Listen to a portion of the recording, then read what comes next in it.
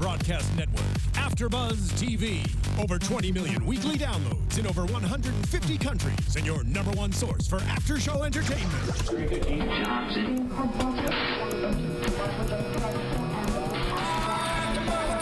AFTERBUZZ TV, the destination for TV superfans, producing after shows for over 300 of your favorite TV shows, interviewing celebrities and showrunners, and bringing you behind-the-scenes exclusives. All thanks to E! Entertainment's Maria Menounos, producer Kevin Undergaro, and internet leader Akamai. Now, let the buzz begin!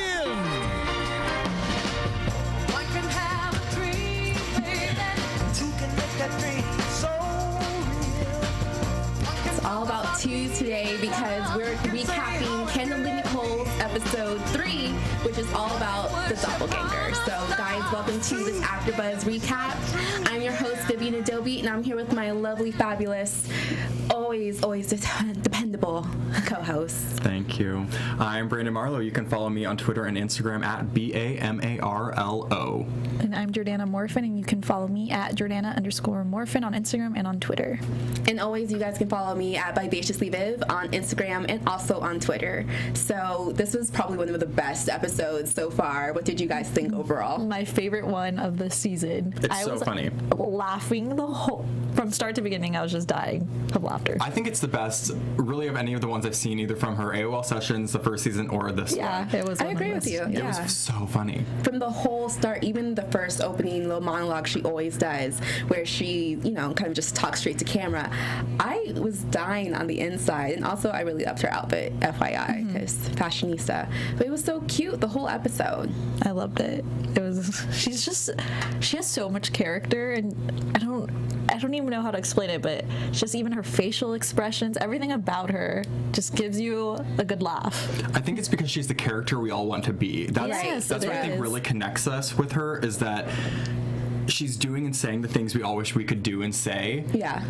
And I think it's natural, which is the difference between her and the other way people try and be funny, that it's really just coming out of her head onto the screen, and it's hilarious. Her natural self. And it's so interesting, too, because in the first 2 episodes of this season, we could see that she's trying to show us how to be something else, whether it's to be a businesswoman or to be an artist. But this episode, it's like, okay, well, now you guys get to try to be me, kind of. Well, like you were saying, these are all things that we've thought of, like, I wonder if I had a doppelganger, I could be doing these things while she's out there working, or, like the business side of, I want to come up with an idea, and she, takes you through the whole process of it. So, each episode, it's actually something that you would think about, right? I do want to do something like this. We've all been spread really thin, and I think that's where it comes from for her, as a mother, as a businesswoman, as a wife, and as a reality star. There's only so much time in the day, and so she has to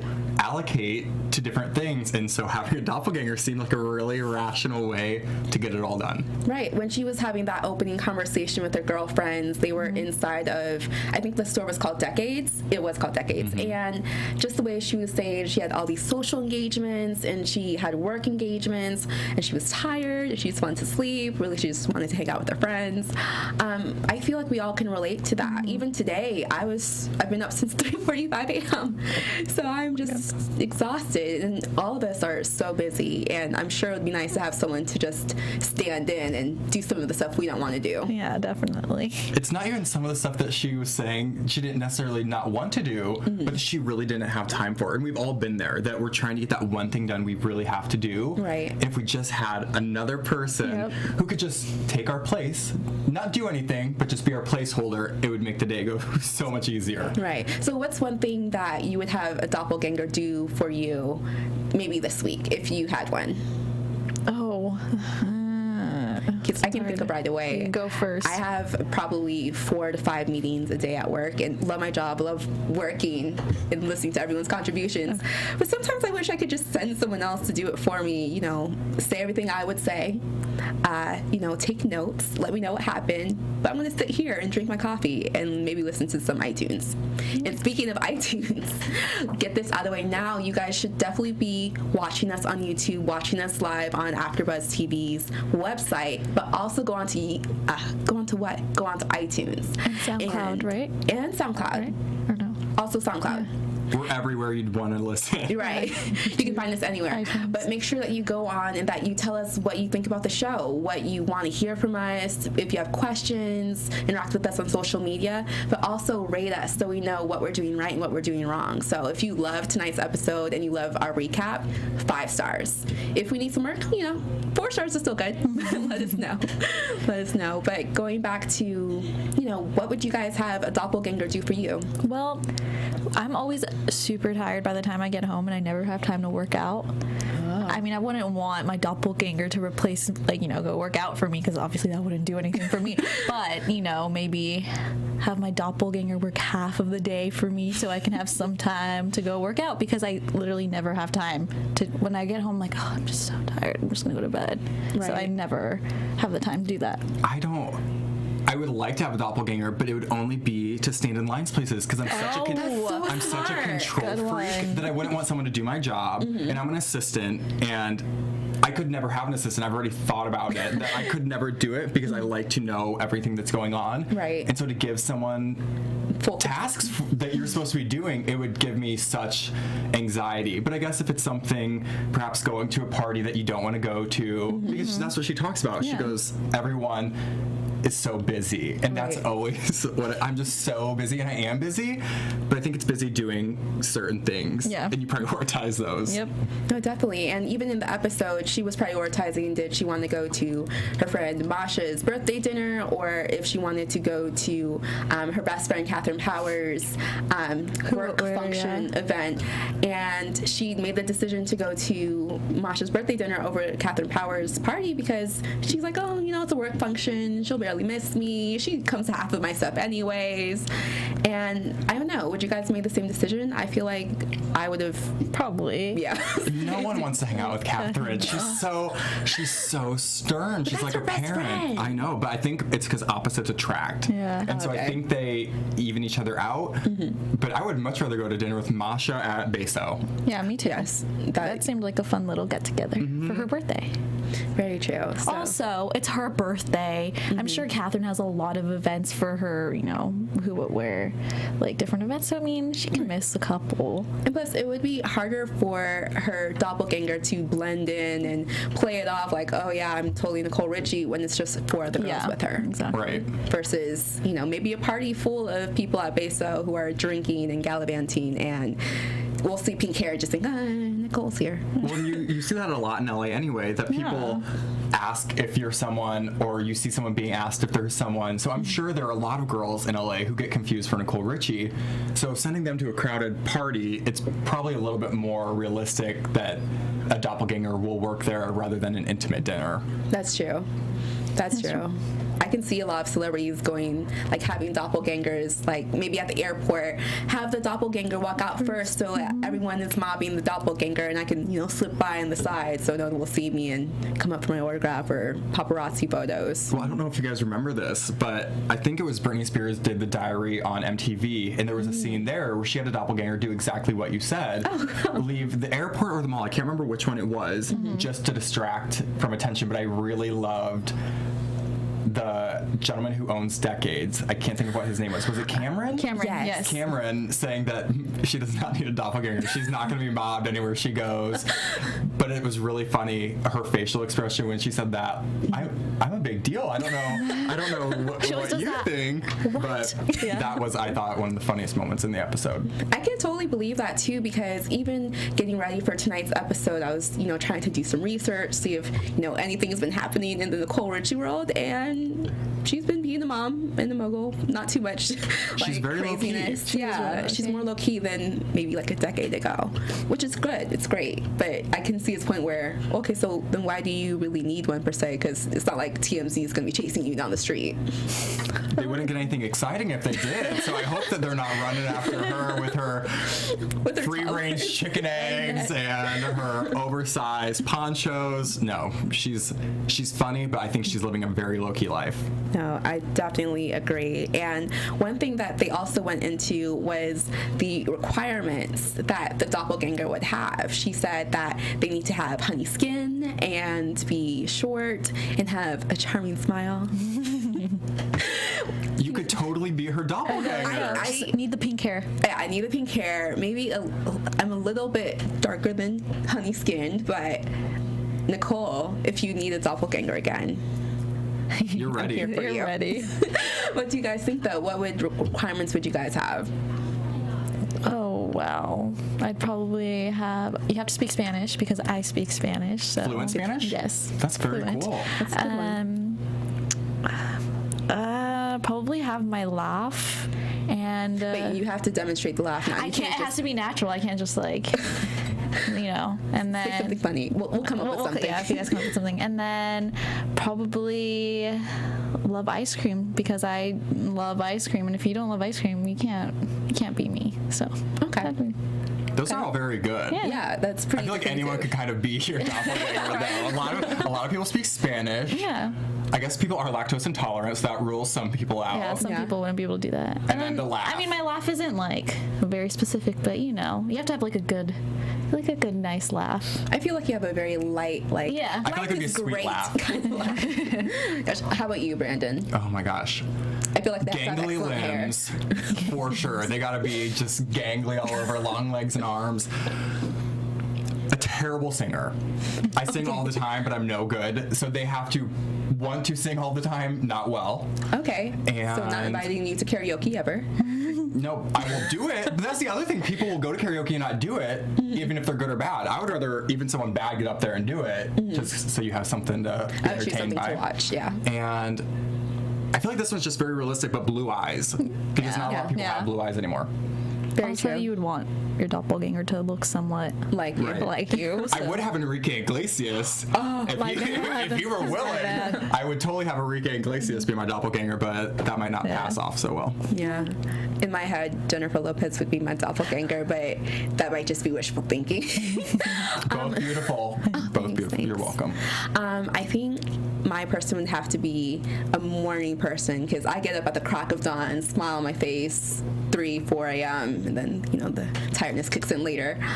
They would also have to have dimples because that's one of my signatures, the dimples, 2 real dimples. And then they have to wear colors because that's my thing. Like, I wear black and white sometimes, but 90% of the time I'm in color. So I feel like all of our doppelganger requirements are fairly realistic for the most part. Yeah. Yes, I would like Ryan Quinton, Alexander Skarsgård, Ryan Reynolds. I feel like all very obtainable. I can For think me? Ryan Reynolds. If you're going to have one, you better have a better version of yourself. So those are the 3 that I would like if any are available for my Lifetime original movie. Okay. Circa 2020. The unauthorized version? No, this will be authorized. I'll be writing, producing, starring in, hopefully. Okay. But if not, one of those 3 are more than welcome to take the role. And that's so funny that you mentioned the biopic because going into the actual, America's Next Top Nikki, where she's looking for her doppelgangers, one of the contestants or one of the people applying, auditioning, she thought it was for a biopic, not to just, play Nicole in real life. I thought that was so funny. I thought, the girl that she originally picks to be her was so funny. She's like, I have no goals. Goals. I don't know if I you can guys... get any piercing. I mean, I'm open. That's Nipple ambition. piercing. That's a goal. She's like, I took mine out. Oh, yeah, wasn't one of her goals to get a tramp stamp? Yeah. And she's like, so very funny. upset. Did anyone notice who the gentleman was sitting next to her? Yeah, the guy from Brandon. the last episode. Yes. Yeah. They must have just hit it off. She brought him back, and he told her that was a very obtainable goal, which I thought was hysterical. I want a tramp stamp. We can go and get it right now. If that's something you really want, we'll work that out for you. If you are about that life, let's walk outside and find a little tattoo shop. And I also thought her hair was really cool. She kind of had like a little shaved cut, dark, and the blonde. It made it a little hard at first for me to see her with the wig as Nicole, the pink wig, but I mean, out of all of the girls that auditioned, she was the one that would have probably worked the best. So. She gave the personality, which is really more than half the battle in a lot of cases because Nicole's personality is so specific. Right. And she was very witty and clever, and she had really good timing. So that's kind of embodying really what Nicole is. minus the pink hair and very identifiable face. But other than that, there weren't very many candidates who even resembled her. There was one that I did think resembled her a lot facially. The one that was being kind of inappropriate with her, questions about Joel, her husband. Oh, that was so funny. Can I hang out with your husband, Joel? Will he be there? Will he be there? I love Good Charlotte. They're the best. Will we be out together?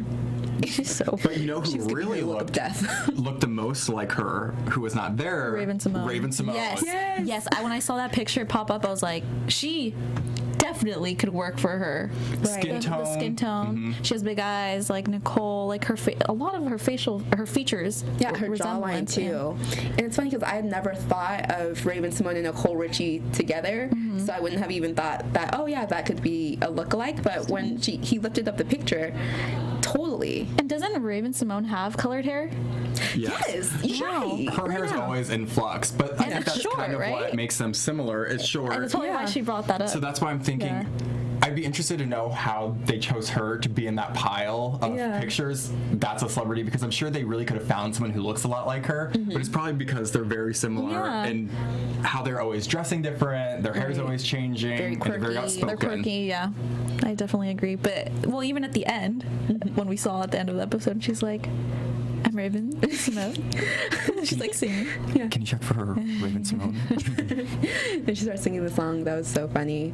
They go to the casting. We see all the candidates, and she chooses her America's Next Top Nikki. The young lady. Did we ever get her name? No, she didn't have a name. I think they just put Nicole number 2 or something like that. I had her down as girl with no goals. That's how I wrote her down, because she had no goals. Yeah, she had no goals, and she didn't have a name, so they named her Nikki number 2 or something. Actually, I think that's smart as a celebrity to have a doppelganger who has no goals, because whatever you want for them, I'm down. Sure. Down for the ride. No.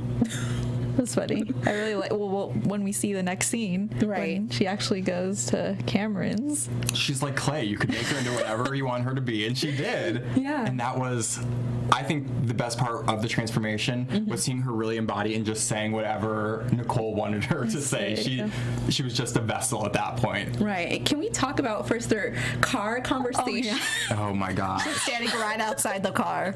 So funny. That's a very Nicole Richie. Every episode has something like that, I think, where you're watching it and you're thinking it's one thing, and then you see it's something totally different. And that's what's so funny, is they're always distracting you with one thing, and the funny then comes after that. Right. They're very clever with how they, shape the story without making it too scripted looking. Yeah, I love that. Like the one swipe more.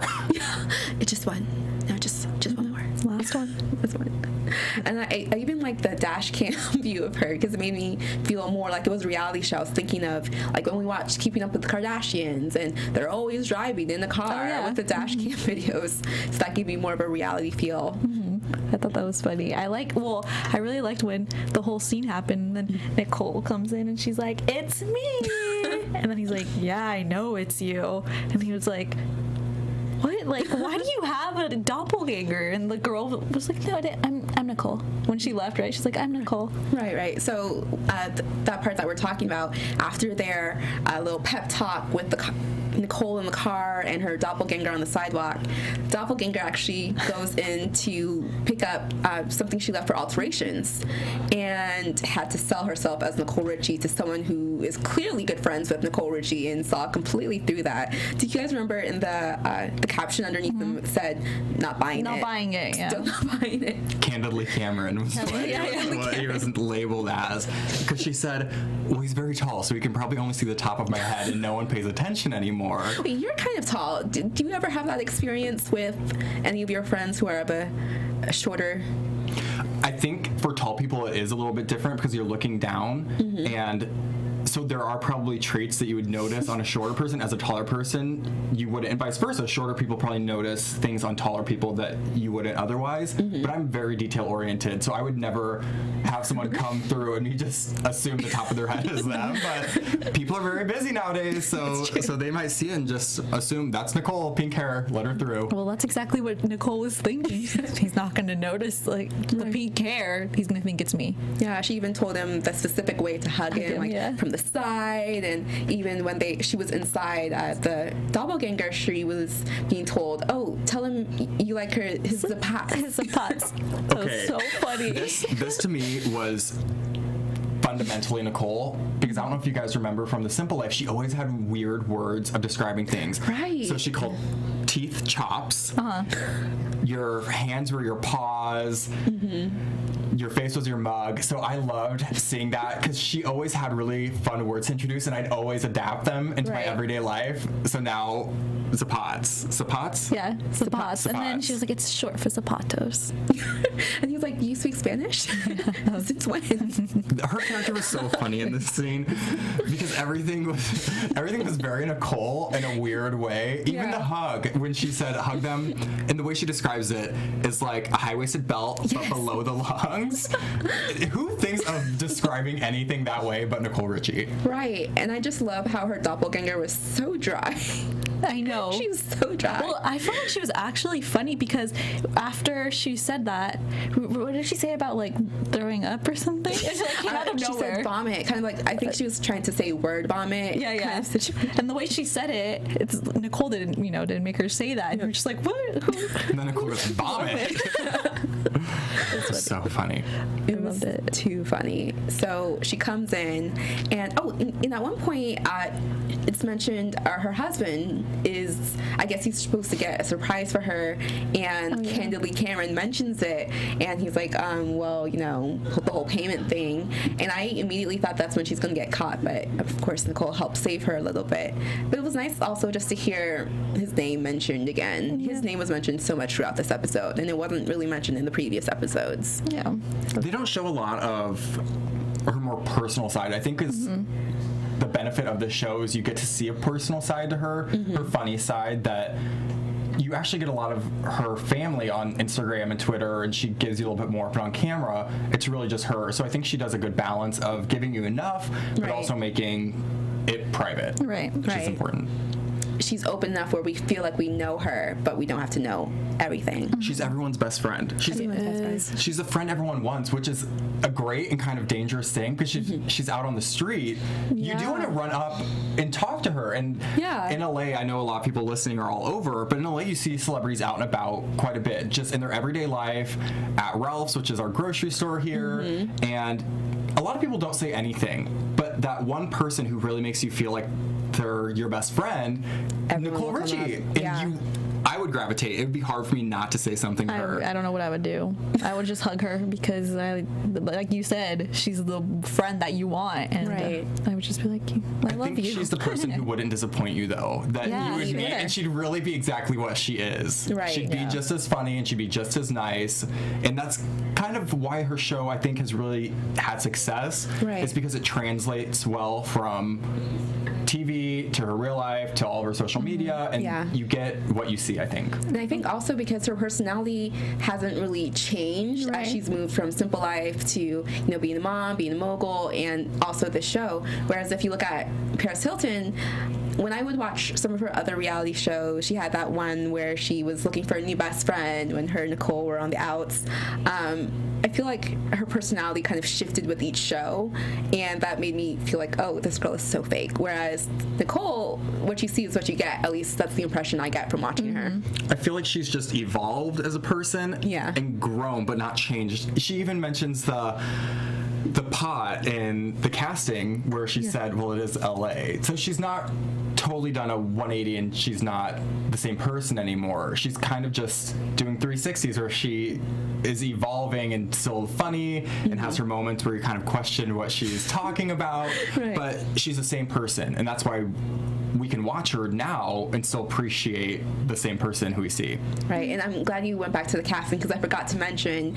So when I was also looking online, I actually saw the casting call for her doppelganger. It was on Backstage.com. It's actually still online now. They haven't deleted the page, but it was back in March, and it's funny because her requirements were pretty much the requirements on there. As far as ethnicity, it said Black, white, Hispanic, racially ambiguous.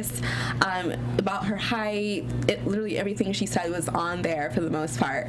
But it's so interesting to me because, in theory, in my head, oh, this is a reality show, but it's also, you know, pre-production, like they spend a lot of time working on it, they'll just, you know, go to an agent or some casting agency and get their doppelgangers from there. But the fact that there was actually a real casting That's call. so great. Did they identify her as the person who it was for? Yeah, that's pretty neat. They identified her. They actually mentioned the show and said it was for an upcoming season, and it said that it was to be filmed in April. So at least we know that all of these episodes were pretty much filmed in the spring. That gives us a good timeline, because a lot of shows don't do that. They keep you guessing when it was, and you can look for little identifiers. But I think that that's nice that they give you some sort of knowledge of this is kind of when it was. You can keep track of what she was actually doing at that time, which I think is nice, because we're all actual fans of her. Yeah. So we can look back at her Twitter and her Instagram and kind of see how the show will evolve into the new episodes, which I like. And kind of figure out what happened when. That's always fun. So yeah, and actually also going back to what you said about how people are all over LA and,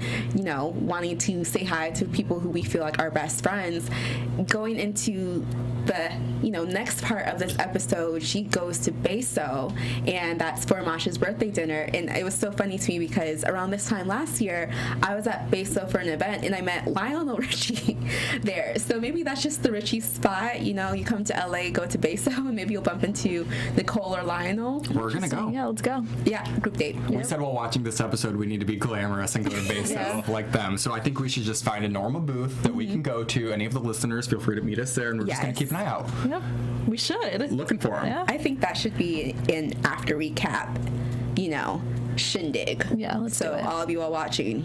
Meet Next us time. there. So yeah, she's at dinner with Masha and her friends. They kind of are giving me a little Sex in the City feel with their whole little quintet, whichever. And she's there, but her doppelganger is at Catherine Power's event, and she was so nervous that, you know, she would get some phone calls or angry texts about. And she did. I felt like she wasn't nervous at all this episode. She even went to Lionel, the doppelganger, not Nicole. And Lionel just, once again, accepts it for what it is and says, you know what? Your face looks a little bit different, but never calls her out on it, which, again, is the funny in the show. But she's sitting there and she just kind of candidly says, oh, no, my doppelganger's at Catherine's party. And all the girlfriends look at each other like you're distraught. Yep. Like, what is... You're going to be in big trouble when Catherine finds out. Right. And of course she was, because everyone at that table gets a text message from her. Right. I would be freaked out. Ignored Catherine's call. I would be freaked out. I like how she put a 10-minute limit on it. I'm going to call her back in 10 minutes. I want to know why the 10 minutes, though. Because to me, I would have not answered all, and I would have not replied. I just sort of leave it be. But 10 minutes, are you going to try and be there in 10 minutes? Because your doppelganger is still there? Maybe it's 10 minutes to let her cool down. Maybe she's really, you know, simmer. Calm it down a little bit. Maybe then I can talk to you when you're not in the midst of your anger cloud. I like how all the other girlfriends seemed really scared for her. Yeah, they were. Well, Kelly, too. Yeah. Kelly, that's her name. Especially her. She was like, I wouldn't want to mess with Catherine. Like, she was just saying all these things. And I was like, I wouldn't want to mess with her either, to be quite honest. She's kind of compared her to Glenn Close when she's at, you know, corporate events, very serious. I'm thinking Devil Meets Prada, sort of sharp. Yeah. Kind of intimidating. That's what she is.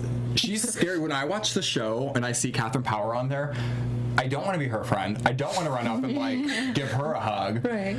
Because she is very authoritative. And I think that's why, yes, you go to the party instead of me. I'm going to enjoy my dinner here at Beso with my girlfriends. And they're all afraid of her. It's like Miss Trunchbull from Matilda. Oh yes. It is. I was watching A very pretty, well-maintained Miss Trunchbull. Because Catherine really did look great when we see her at the party. She's a pretty woman anyway. But we were kind of talking about Nicole and all of her friends and how they're all really beautiful.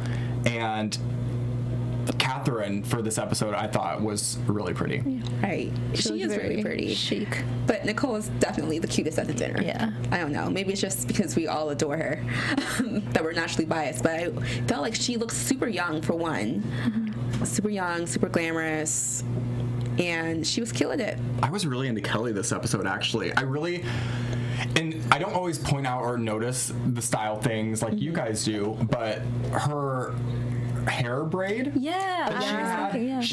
she's naturally a really beautiful person. You could tell she wasn't doing a whole lot to herself, and she was still really top notch. And I thought she gave some really funny commentary this episode. She did. Mm-hmm. Like, she didn't notice she was doing it, and it just made for really good TV. Mm-hmm. But when they were in the store and she's going through and Nicole's telling her about how she's actually doing this, it makes me wonder if she really had no idea that this had come to fruition, that there was a doppelganger out there, because the look on her face seemed really genuine. Yeah. Right. And especially when Nicole was like, oh, you probably met her, or, you know, you've seen her. And Kelly was so confused as to, wait, was I with the real Nicole this whole time, or all these other days, or did she really get like a really good doppelganger, which is totally like a mind blow moment from Nicole Richie. Yeah. That's why I like the captions at dinner, the names, because she had Ditto under one,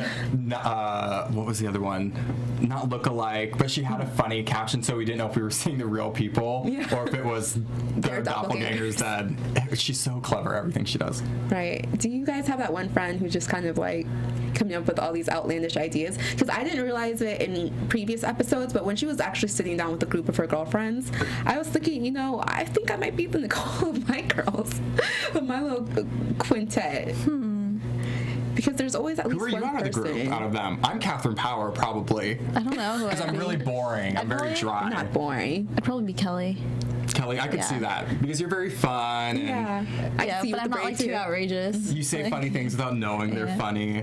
You may be the Nicole, but not in a bad way. Oh, yeah.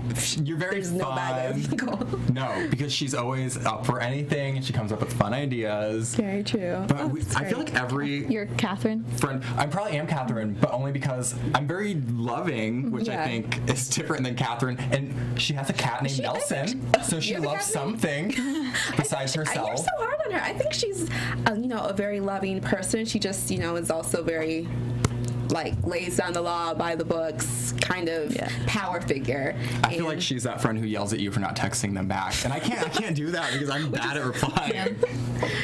Well, now we know, and we hopefully won't have any angry text messages. But that's why we get along. We even each other out. That's true. Well, we obviously, to the final scene, we see how Catherine reacts when Nicole shows up. Well, first off, so she leaves Beso and is like rushing to get into literally rushing. She tries to bypass the whole line to get into Beso to get to Catherine's event, and it was so funny when the bodyguard's like, "Where are you going, little lady?" Like, no, we already have Nicole Richie here. I like how he identified Nicole Richie by saying, "You're not Nicole Richie. I just saw her and she's a lot taller than you are." Because we all have that where we think we see someone and we identify them by something that's not them at all. Right. Because Nicole Richie, I feel like, is no taller than this table. She's a little lady. Right. When I read the casting, it said 5'1". So. How tall are you guys? I'm 5'3", I think. I'm 5'5" on a good day. Okay. So that would be, and I'm 6'2", so I feel like you're shorter than me anyway. I'm She'd definitely be like right Catherine here. Power. To me. Okay. So she's small. Yeah, She's tiny. We need to go to Beso so we can see her for ourselves and really know. And will you line up between those two so we can talk about it on the show? We can do like a raising the bar levels. Yeah, so she's trying to get in. It's not going over too well, but luckily or unluckily, Catherine walks out kind of pissed. And they have this mini confrontation of Nicole trying to explain why she needs a doppelganger and why Catherine shouldn't be upset that she has a doppelganger. Did you guys buy that? If you were in Catherine's shoes, would you have accepted that sort of response? Well, I love the way she responds back, and she's like, "Well, I just had a shot with her," and she's like, "She's Nicole," so you know. Cool. I felt like it was very fitting. I felt like Catherine, as a businesswoman, understood. You could see the wheels turning while Nicole's explaining it, and in the end, for her to pick Nicole, I thought it was funny. But the entire time I was waiting for her to say "irregardless." Oh yeah. Throw that in a conversation, because that would have really thrown Catherine off. Well, I love how at the end they don't let her in. Period. And she's like, "Well, I want to come in now." Well, you can't. And then we see her doppelganger inside dancing, having a good time. And Catherine said, "This is my crew." Yep, this is my crew. You've been replaced. That's why you don't send a doppelganger to something you might want to be at later. Right. And it was so funny when, going back to Raven Simone, she tries to use that as her way in. After you've been telling this man for like 10 minutes, I'm Nicole Richie, now you're just going to switch it up and be Raven Simone. But he even checks. He's like, no. He just like picks picks her up and I just like how she sings That's So Raven as he's literally lifting her away. Right. But it was so funny. That's so Nicole. It was a really good episode. I really enjoyed it. So me too. I laughed the entire time. Me too. It was great. So I think we all agree, hands down, best episode of the season so far, maybe of the series so far. Yep. But we also have some news and gossip for you guys. Actually, we have a ton of it. TV News. Yes. So this actually kind of relates to the episode as well, because in the episode when she's with the bodyguard and a black woman walks by and he just lets her in, and Nicole's like, well, I'm black too, even if I don't look like it. So piece of news there. In the bonus clip, she actually talks about how it seems like every black person, every famous black celebrity is on the show Empire, which does have a majority African American cast. And she's pissed that she's not on. She's mad that Lee Daniels has not put her on Empire, and she wants to be on. So, season 2 of Empire, I believe, is still taping, so there might be hope if Lee Daniels. I have a feeling we'll be seeing her. We'll see her somewhere. She wants to be on there, but I love how she always thinks, how she's like, I'm like super important, and then they're kind of like, well, I mean, you're Nicole Richie, but I feel like she's super important. I think so too. But in some of the episodes, they make her seem like she's not as important as she thinks she is. But definitely trying to keep her grounded. Yeah, they do. But which is so funny. Yeah. And another piece of news, maybe not so good news, but I read from the Daily Mail that over the summer when she was out promoting Candidly Nicole, just like a month before, she wasn't seen wearing her wedding ring quite frequently. But then when she was on the press tour, she put the ring back on. This episode, she definitely mentions her husband, Joel. A lot. Yeah. So hopefully things are all happy. Yeah, I feel like that's one of those things that I'll never forget. I met Jennifer Aniston, and there were a lot of rumors going around at that time about her and Justin Theroux. Well, they're recently married. So to me, a lot of those things are maybe she just didn't have her ring on because she was traveling and her fingers were swollen. There's so many ways to dispel such a ludicrous kind of claim. And she talks about him a lot in this episode. You can kind of see she keeps talking about him throughout the series. So I think it's one of those things that everyone talks about because she's in the spotlight right now. Right. The new season's out, but I don't think there's any validity to what anyone's saying. She seems very happy, and I think that's all we can hope for her, is that she is really happy. Yeah, totally agree. Totes agree. I've been saying totally this whole episode, but we're totally in agreement. Yes, we're totally in agreement. Yes, and you have some. And I totally have another piece of news. Well, we're always talking about Nicole Richie's Instagram, which is really good, and I follow a lot of celebrities just to kind of keep up with where they're at, what they're doing, because I feel like you get a lot of good kind of nuggets of information that you don't see on Twitter or posted by someone else because it's personal. So someone posted a website that a gentleman named Bo, who does her makeup, says that that's why the success of her Instagram is so high and everything looks so good. It's because she's not overdoing it. In a lot of Instagrams you see, we were talking about Facetune, that there's so much makeup being worn and so much Facetuning going on, and everything you see of her on her Instagram is pretty natural. That's a good one. And that's probably why she looks so young and so vibrant. Yeah, so lots of news and gossip tonight. Hopefully next week we have just as much for you guys. But we're pretty much done with our episode. I feel like we've talked about everything. We've hit every nail. And Nicole is just going to be a constant topic for us to peruse throughout this season. So thank you guys for watching. Make sure to leave us comments, rate us, and let us know what you want to see next episode. We will definitely do that. And we're also going to start doing some shout outs. So definitely leave a comment so that we can see who we want to talk about next week. So again, I'm Vivian Adaobi. You can get to talk to me or chat with me social media wise at VivaciouslyViv on Twitter and Instagram, and also by checking out my website vivaciouslyvivian.com. And you can find me on Twitter and Instagram at BAMARLO. And you guys can find me at Jordana_Morphin on Instagram and on Twitter. Thanks guys. Stay tuned next week. From executive producers Maria Menounos, Kevin Undergaro, Phil Svitek, and the entire AfterBuzz TV staff, we would like to thank you for listening to the AfterBuzz TV network. To watch or listen to other after shows and post comments or questions, be sure to visit AfterBuzzTV.com. I'm Sir Richard Wentworth, and this has been a presentation of AfterBuzz TV. Buzz. of the hosts only and do not necessarily reflect the views of AfterBuzz TV or its owners or principals.